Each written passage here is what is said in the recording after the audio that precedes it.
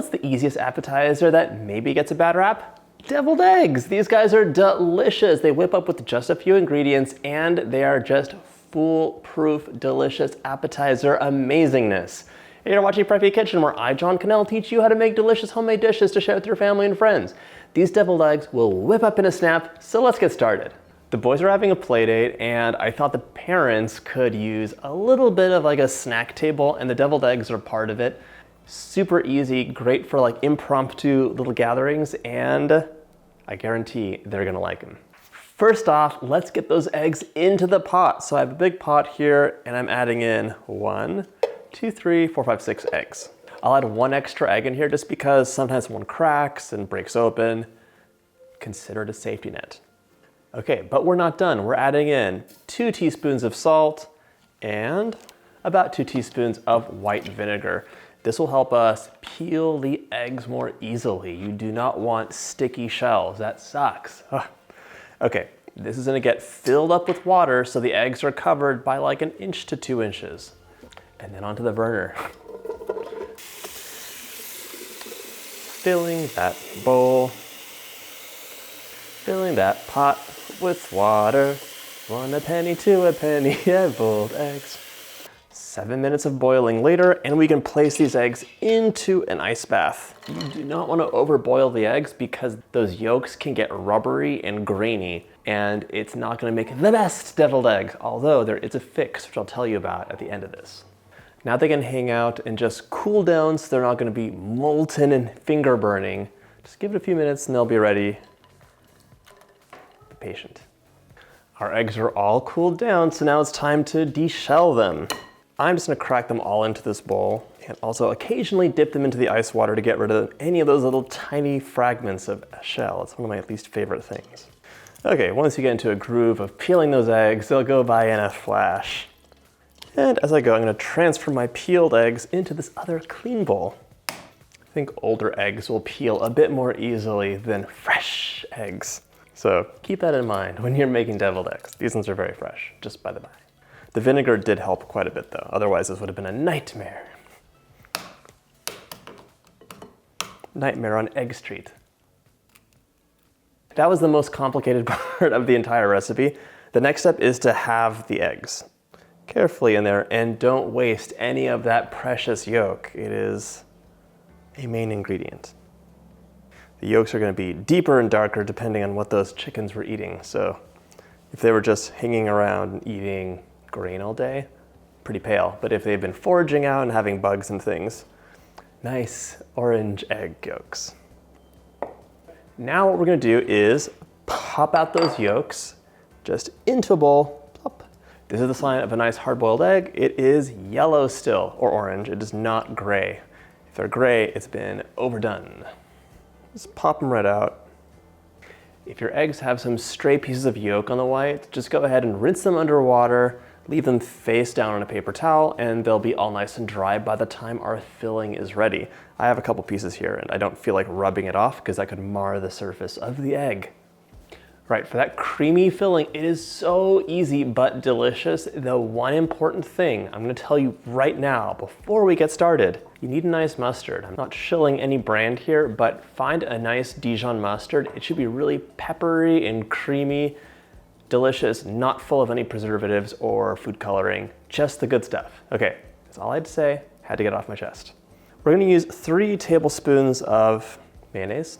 Then we're gonna use 1.5 teaspoons of that nice Dijon mustard. This stuff is so peppery, I love it. You can, of course, adjust this to taste. It's a very easy recipe. So for example, if you hate mayonnaise with a passion, I understand. You can use sour cream instead of the mayonnaise. You can do all sorts of substitutions. 1 teaspoon of fresh lemon juice, so I'll just squeeze it in. I actually used the measuring spoon because I am very liberal with my lemons. So I wanted to be true to the recipe. Okay, so now we're gonna mash it up, but in reserve, I have the ingredients, but I also have sour cream. I love the creaminess it gives. You could just use more mayonnaise though, if you don't have it in your pantry or you don't wanna, well, you don't keep it in the pantry if you don't have it in your fridge or you don't wanna make a trip. So now mash it up, mash, mash, mash. I'm gonna use a fork to get started, although you could use a potato masher too. I have one, but I don't know where it is. This works just fine. If you overcooked your eggs, I told you I would talk about this. It's happened to me before, don't feel bad.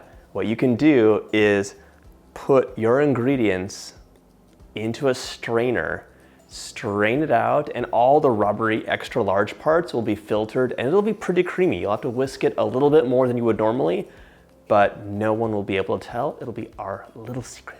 I think deviled eggs get such a bad rap for no reason. They're a delicious thing to have and super easy. Ooh, look how silky smooth that is. No, it's not silky smooth. It needs a good whisk. For my whisking, I'll use my favorite French whisk. Small, I can get into those corners and yeah. So this is good. I will be adding my optional tablespoon of sour cream though right now because it could be loosened up just a bit. Nice and creamy. It is the savory version of French buttercream. Click up here for that recipe. It is divine and made of egg yolks. Okay. It is time for a taste. Using my official tasting spoon. That's very nice. You can always go for more acid, more salt, more heat. It's totally up to you. We'll talk about garnishes in a moment, but now let's get this piped into our little perfect egg white shells.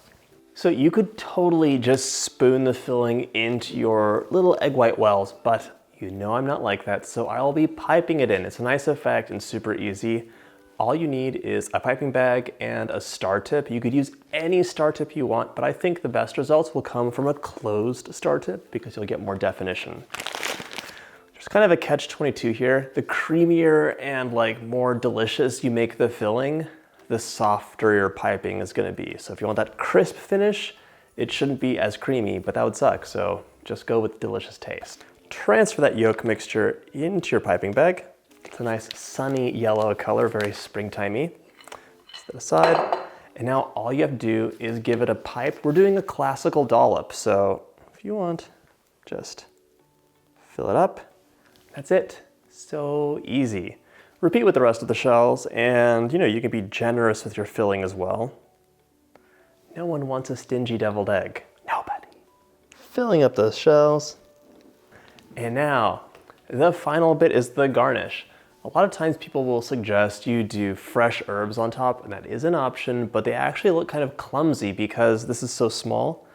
I prefer the classical little pinch of paprika. So just, oh my God, it all spilled out. Just a pinch on the yolks. 2 of my eggs got doused in paprika. If you want to be a little bit extra, you could add crispy bacon pieces, you could add a jalapeno on there. Really, the world is your oyster. Even like fried breadcrumbs are delicious too because they give you a nice crunch to go with it. These guys are so easy. If you want to do a lot of prep work ahead of time and have them be like as nice as possible, just fill your piping bag up, have these halved and covered, and then once your guests are ready to arrive, you can just fill them up, top them out, and they're ready to go.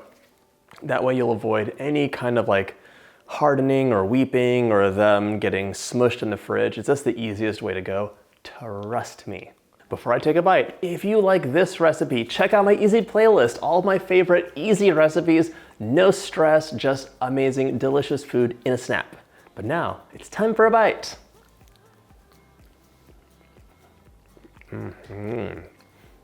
So creamy, perfectly piquant, the right amount of like spice and acid. It's all you could ever want in half of an egg. If you like my videos, hit that like button and subscribe, and I'll see you in the next video.